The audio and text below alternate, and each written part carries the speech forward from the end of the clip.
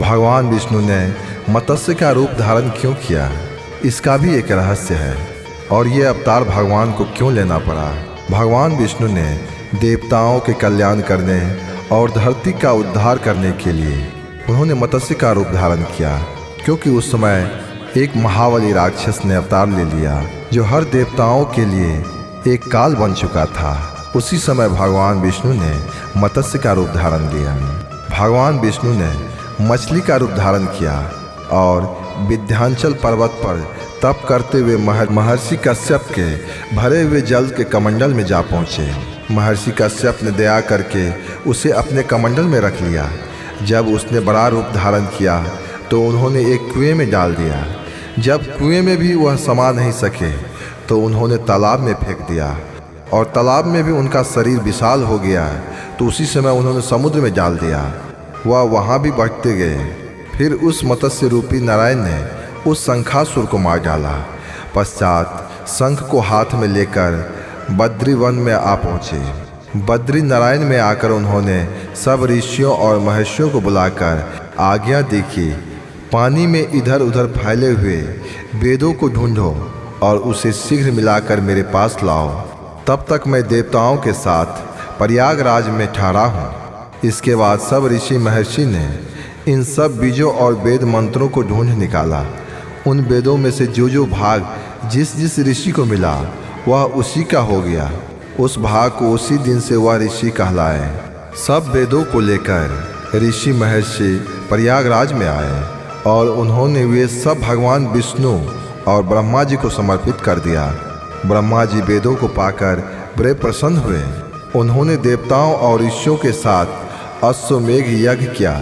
यज्ञ के अंत में देवताओं, गंधर्व, यक्ष, नाग भगवान विष्णु को दंडवत करके प्रणाम करने लगे। देवताओं ने कहा, हे देव, हे जगन्नाथ, हे प्रभु, हमारी प्रार्थना सुनिए। हम लोगों को अभी खुशी का समय है, इसीलिए हमें वरदान दीजिए। हे लक्ष्मीपति, आपकी कृपा से हम देवताओं को यज्ञ का भाग भी मिला है।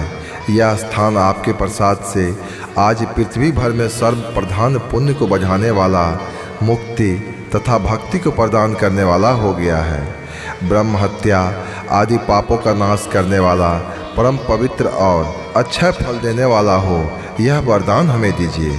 भगवान विष्णु ने कहा, जो कुछ आप लोगों ने कहा है वह मेरा ही ध्येय है। जैसे आप लोगों ने कहा कि यह स्थान आज से ब्रह्म क्षेत्र के नाम से पुकारा जाएगा।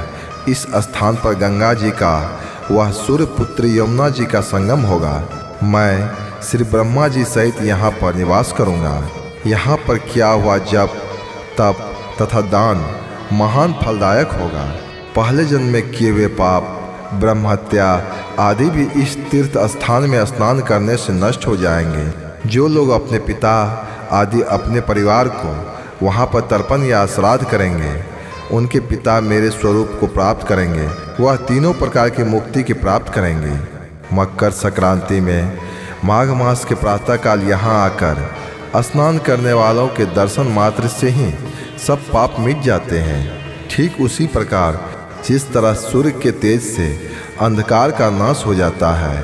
हे मुनिवर, मेरे वचन ध्यान से सुनिए।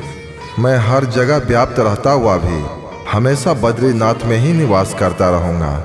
सैकड़ों वर्ष तक किसी दूसरे स्थान पर तप करने का जो फल मिलता है वही फल यहाँ एक दिन में मिल जाएगा। जो मनुष्य मेरे उस स्थान बद्रीनाथ का दर्शन करेंगे वह जीवन मुक्त हो जाएंगे और उनके समस्त पाप नष्ट हो जाएगा। ऐसा कहकर भगवान विष्णु अंतर्ध्यान हो गए और देवतागण भी अपने अंशों को वहीं छोड़ चले गए। जो मनुष्य कथा को श्रद्धापूर्वक सुनते हैं वह श्री प्रयागराज व बद्रीनाथ श्रम जाने का, वह स्नान करने का समान फल प्राप्त करते हैं। इसीलिए इस कथा को जरूर सुनें।